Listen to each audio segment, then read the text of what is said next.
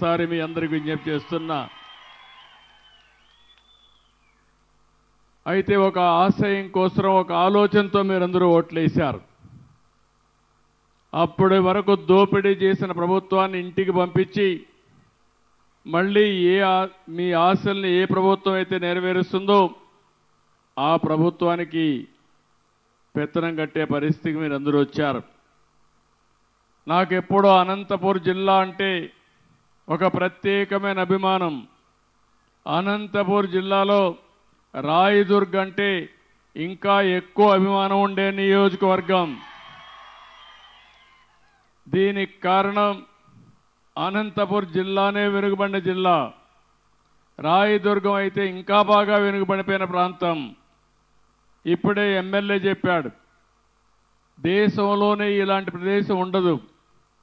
ఒక స్థాయిలో అయితే నేను ముఖ్యమంత్రి 14లో ఈ యొక్క రాయదుర్గ ప్రాంతంలో ఎడారిగా మారిపోతుందంటే ఎడారిగా మారిపోకుండా ఉండడానికి ఏం చేయాలనో అలాంటి కార్యక్రమాలు చేపట్టాను.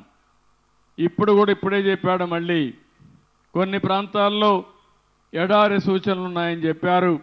నేను ఒకటే చెప్తున్నా, ఎడారి కానీయను, ఈ రాయదుర్గని అన్ని విధాలా ఆదుకొని మీ జీవితాల్లో వెలుగు తీసుకొచ్చే బాధ్యత మేము తీసుకుంటామని చెప్పి కూడా నేను మీకు తెలియజేస్తున్నా. అందుకని ఆ రోజే మొత్తం మీరు చూస్తే ఒక్క అంద్రి నీవా పైన 4,500 కోట్లు ఖర్చు పెట్టాం. రాయలసీమలో 12,500 కోట్ల రూపాయలు ఒక్క ఇరిగేషన్ కోసం ఖర్చు పెట్టాం.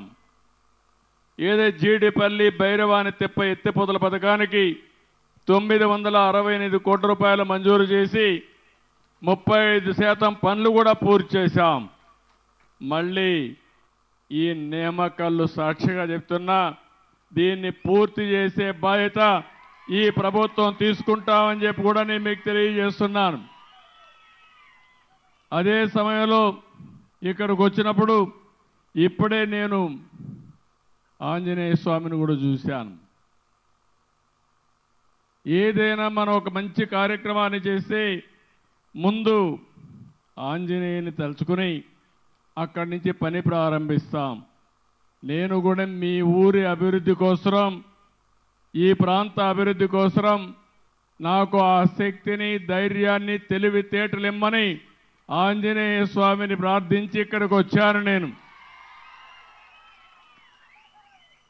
నా లెక్క ప్రకారం తిరుగు లేకుండా మనం ముందుకు పోయే పరిస్థితి వస్తుంది, దాంట్లో అనుమానం లేదు. నేను ఒకటే ఆలోచిస్తున్నాను, నేను ఎప్పుడూ పేదల పక్షానుండాలని చెప్పేది నా ఆలోచన. ఏ నిరుపేదలైతే ఉన్నారో, ఎవరైతే కష్టాల్లో ఉన్నారో వాళ్ళకి పూర్తిగా అండగా ఉండాలనే ఉద్దేశంతో ఈ ప్రభుత్వం పనిచేస్తున్నాం. నేను ఎన్నికల కంటే ముందు చెప్పాను, ఆ రోజు నేను మీకు ఇచ్చిన హామీ పింఛన్లు పెంచుతానని చెప్పాను. పింఛను కూడా ఏప్రిల్ నుంచి ఇస్తానని మీకు హామీ ఇచ్చాను. ఈరోజు మీరు చూస్తే 4,000 రూపాయలు, 3,000 రూపాయల నుంచి 4,000 రూపాయలు ఒకేసారి పెంచి ఏప్రిల్, మే, జూన్ 3 నెలలకు కూడా ఒకేసారి మీకు పింఛన్లు అందించాను. మీరు ఒకసారి గుర్తుపెట్టుకోవాలి, ఈ పింఛన్లు పెట్టింది నందమూరి తారక రామారావు గారు 35 రూపాయలతో 84, 85లో పెట్టారు. ఆ తర్వాత నేను వచ్చిన తర్వాత దాన్ని 70 రూపాయలు చేశాను. మళ్ళీ నేను ముఖ్యమంత్రి అయిన తర్వాత 2014, 15లో